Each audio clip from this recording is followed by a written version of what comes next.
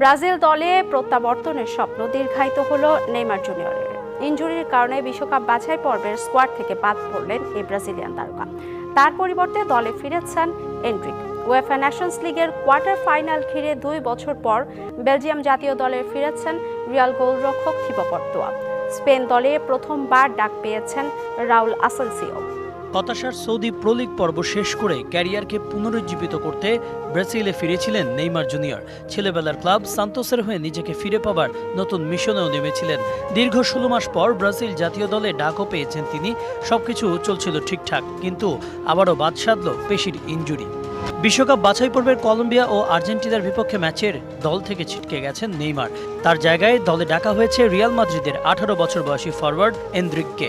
2023 সালের অক্টোবরে উরুগুয়ের বিপক্ষে শেষ আন্তর্জাতিক ম্যাচটি খেলেছিলেন নেইমার। এরপর থেকে সেলেকাও জার্সিতে তার প্রত্যাবর্তনের অপেক্ষা যেন শেষই হচ্ছে না।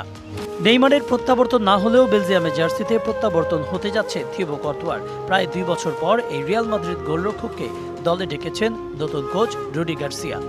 উয়েফা নেশনস লিগের কোয়ার্টার ফাইনাল সামনে রেখে প্রথমবার স্পেন দলে ডাক পেয়েছেন তরুণ defender Raul Asencio. Real Madrid academy থেকে উঠে আসা 22 বছর বয়সী ডিফেন্ডার লা লিগায় খেলেছেন 14 ম্যাচ, চ্যাম্পিয়ন্স লিগে 8টি। স্পেন দলে তিনি রিয়াল মাদ্রিদের একমাত্র প্রতিনিধি। বিপরীতে বার্সেলোনা থেকে জাতীয় দলের স্কোয়াডে আছেন 7 ফুটবলার।